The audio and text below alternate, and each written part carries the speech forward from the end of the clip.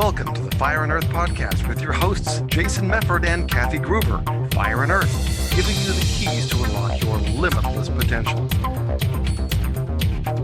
Hey everybody, Kathy Gruver here, your co-host of the Fire and Earth podcast. Welcome to our show today. Really excited to be here with you. And I'm Jason Mefford, and today we're going to do a little shorter segment, but it's about something that's really important. So today we want to talk a little bit about perception. Ooh, like ESPN ghosts? Well, it could be. I don't know. I don't think that's where we're going, though, right? Oh, okay. But Kathy, I know you've been working on, presentation with a very big global company. And so we thought we'd just share a couple of little things that you're going to be talking to them about so that all of our podcast listeners get to know it too, because perception really is important. In fact, it's one of the most important things that you can actually keep or have, right? Right, absolutely. Well, I mean, so many people have said there is no reality, there's only perception. And what's hilarious is I thought, I wonder who said that originally. And I Googled it because, that's got to be truthful. And there's some, ancient philosopher that said that, but it keeps repeatedly getting credit to Dr. Phil. Oh, really? All these memes of like various backgrounds with Dr. Phil, and there is no reality, there's only perception. He didn't coin that phrase. I don't think he did, but yeah.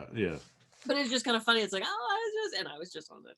Yeah. Anyway, so it's how we perceive things, and we're just coming out of the election. There's giant perceptions about what's going on. There's perceptions about what we're seeing. There's perceptions about what we believe. There's perceptions about what people think about us. And it's important to remember that we all perceive things differently. I have a very different perception of stress than a lot of people do. Climbing a ladder, doing flying trapeze, to a lot of people that's terrifying. To me, it's stress reduction. And so we have a different perception of what stress is. We have a different perception of what is happening around us. And that can cause communication problems, relationship issues. People say, I didn't see it that way. It's a perception thing. And I think to the extent that we can expand our perception and also understand that other people have very different ideas of what is happening, what is, I think we're going to have better communication and better relationships, better leadership, if we can remember that stress and everything around us is simply our perception of that thing. Well, it's interesting because this this really kind of ties back to a lot of the other episodes that we've done around stories or around beliefs, right? Because again, usually our perceptions are based on our beliefs, and they are the stories that we are telling ourselves, right? And so that's why, again, two people, I mean, this happens all the time, and even in banal kind of situations, right? Two or three people are standing in an intersection, they watch a car crash happen. Now, all three of those people saw the same event, but because they all come from different perspectives, they see it slightly differently, right? And so again, it's important, especially like you said, as a leader, it's important to realize your perspective is not the only perspective. Yeah. And it's interesting because I've heard, and I don't know that they use this term anymore. I'm not out in corporate America anymore, but what are the optics on that? How are people going to perceive what we do? I have a coaching client who's upset because her boyfriend was going through videos on his phone, came to one with a girl and said, oh, you don't need to see that one. And she said, well, why? And he said, well, I know you don't like her and you're just going to get mad. Well, that looks terrible because it looks like he's hiding something. He swears he's not hiding anything. And she's all upset about this. And I'm thinking, of course you are. I'd be upset too. If it's truly nothing, the optics of that, the perception of that is that you're hiding something. If there's nothing there, show me. If you didn't steal the cookie, let me see what's behind your back. So it is that perception of things. He's not there anymore. It's just crumbs. Hello, clearly you ate the cookie. So it's about how other people view things and how, because we have to bring our animal reference in. It's the 5 blind men and the elephant. Depending on what part of that you're touching, it's a rope. No, it's a, I don't remember what they all said it was. Well, I think a tree stump, right? Because one was on the leg. It's a rope. What was the trunk? Was a hose or the tusk? It's everyone's going to have a different perspective. And also there are sometimes things, and I have to tell the story, there are sometimes things that other people see, they have knowledge that we don't. So we make assumptions about things. And I, I tell the story during my communication talk. So I was sitting in an intersection. There was a big SUV in front of me, little woman, big SUV. I'm already making judgments on that, right? And I get to the stop sign and I'm sitting there and I'm waiting and I'm waiting and I don't see anybody. So I give a little beep and I'm waiting and I'm waiting. So I say, it says stop, not park, which doesn't, she can't hear, but it makes me feel better. So I'm waiting, I still sitting, I'm like, my God, woman. So I'm yelling at this woman in the car and I go, beep. And then I say something my dad always used to say, make a decision, lady, even if it's wrong, which she can't hear, but it makes me feel better. And so I'm sitting there waiting and I'm waiting. And finally she makes this turn and I see there was someone crossing the street in a wheelchair. And because her car was so big and I was behind her, I couldn't see what she saw. Who's the asshole? That would be me. So it's like, how often are we making a decision or we're having a knee-jerk reaction or we're doing or saying something based on our perception when we don't have all the information. And this is why I love transparency in corporations. If you're merging, if you're making decisions, explain why. Because if they don't know why, they're not going to go along with you on that. They're going to wonder if there's something insidious happening or why is he doing that? This is why I love information and I love asking questions. What is the motivation behind that? Why should I do that? Why should I not do that? And then we can make an informed decision from fact, not feeling and perception. Yeah. Well, which is important. And like you said, the, that story that you share about the big SUV in front of you, right? You didn't have all the same facts that the lady in the SUV had. And so obviously that's why she wasn't turning, right? But I love too what you said, because I think a lot of times when we get to that knee-jerk reaction, we're the one that's the asshole, right? Because a lot of times we're jumping to conclusions, we're believing things are a certain way without all of the information. Right. And so that's why, as being a leader, one of the most important things you can be is curious. So that you're trying to understand, oh, well, that's interesting, Kathy. Tell me why you feel that way, right? Because again, you may now tell me something that I had no clue of, I had no perception of. And so again, something that can seem rather banal is not to certain people. Right. And so I used to see this a lot in the corporate world with things like, sometimes I'd have to do sexual harassment investigations. Right. And somebody makes a little joke. It's funny in a regular situation. It's nothing. Right. It's really nothing. But the problem is that they don't realize maybe that other person in the room has been the subject of either prior harassment or maybe has been raped or some sort of sexual abuse. And so from that other person's perception, it's a lot bigger deal. And once you understand that, then you can actually interact better with those people. And it's so difficult because you never know what someone's perception is going to be. And it's so hard. And we don't want to have to spend our lives walking on eggshells. I'm the first one to say a dirty joke. I'm the first one to make, I know. And it used to drive me crazy because I used to hang out.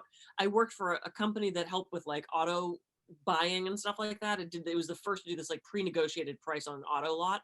So it was me and like a bunch of male salesmen, and they'd be and this was ages ago. This was before we had harassment or harassment. It was just boys group, and they were in the lunchroom talking, and there's and I'd come in and they'd stop, and I'm like, what? Fucking tell me, like, what's the joke, and because I enjoy that as a female. I love that, but it is about perception. They were doing a construction project next to my office. They had torn down a building. They put up this big BevMo, and there was all these construction guys there. Well, every day I had to walk back and forth past this construction site. Now, this was maybe 10 years ago, so I was a little more conscious of women's rights, as I'm happy we are. But, I stopped the foreman one day and I'm like, so, how's it going? When are you guys going to be done? Do you need any water? Because I love talking to people. And he goes, oh, it's doing great. He goes, I'm so sorry. The noise is probably driving you crazy. I said, no, but I really do have an issue. And he goes, oh, well, he had a clipboard, so I knew he was the foreman. And he said, well, tell me what's going on. And I said, so I walk past here 2, 3, 4 times a day, and I walk past your crew, and I'm really disappointed. I've not gotten one cat call. I've not gotten one whistle. I'm really starting to feel bad about myself. Like, am I ugly or something? Like, do I not look? And he just like, he called for a second, and then he started laughing. And he's like, I'll talk to the guys. I went, thank you. I said, as a woman, I expect a little bit of attention. So the next day I walked out of my office, out to the car, and all of a sudden I hear, woo! And just this foreman. And I went, thank you. And the guys working on the site were appalled. I know, because he didn't let him in on it. He was just catcalling. It was hilarious. But it's like I'm that kind of person that I love that. I thought it was funny. It was hilarious that I had that. I love making people laugh. I knew that I could joke with this guy and it was going to be okay. I'm very good at picking up on those cues. Another foreman, or like I've joked with nurses who do not think it's funny. I'll make some joke about smoking crack or something, and they smoking crack. I'm like, no, I'm kidding. Like, how is this stuff going to land? Take that pause, as we've talked about, and think about how this stuff is going to land, and ask questions. I've said to clients, hey, do how are you with dirty jokes? Oh my God, I love them. Great, I have the joke of the week for you. Check in and make sure you have all the information before you honk at the woman in the SUV. All I'm saying. Well, and because, like you said, in all these different kind of examples that we've talked about, right, we never know how somebody else is going to take it. Sometimes, again, like the guys on the auto lot, they were trying to kind of protect you, right, if you will. But you're like, no, I want it. Right. Yeah. We might want to rephrase that, but yeah, I mean. Yeah, well, yeah, I mean, but that's where taking the pause and being curious and asking questions, right, really comes in, because we're not gonna know unless we actually ask, right? Yeah. You don't know unless you ask. And I think that's really important. To me, knowledge is power. I want more information. And I always, most often come from a place of curiosity. This is why I can strike up conversations with anyone and people walk away having had a really good conversation with me. And like Mike Mandel said, pretend they're the most interesting person in the world, and then pretend you're not pretending. And my boyfriend and I were talking about this, about starting conversations, and he's like, you can talk to anybody. And I said, I am curious about everything. I had a 45-minute conversation with a guy about computer coding. I don't give a flying shit about computer coding, except to the extent that it was such a cool conversation because I didn't know anything about computer coding. It's so out of my realm of reality. I wanted to know that. I recently had a medical procedure, and it said, I had a colonic. It was fun. I have a beautiful colon, apparently. So I watched the whole time. It was actually really cool, because I'm a nerd for stuff like that. But the instructions were, drink this stuff, you have as many clear fluids as you want, blah, blah, blah. If you've had one, you're like, oh, I know this drill. And it said, no dairy, no coffee, no alcohol, nothing red. And I went, why no alcohol? Like, if I'm going to have white wine, it's clear liquid. It was election night. I figured I was going to have to drink either way. So when I talked to the nurse, I said, I'm just curious. I said, it says no alcohol. She goes, yeah. I said, why? Because to me, if it's going to kill me, I'm not going to have it. If it's just because, oh, well, it's inconvenient, then I might have a sip of wine. And she explained that because the stuff you're drinking to prep yourself is incredibly dehydrating. And alcohol is incredibly dehydrating. People pass out, and I kind of weighed that, and I went, huh, okay. Once I had that information, once I knew why, then I could make an informed decision. And I went, I don't need a glass of wine. Yeah.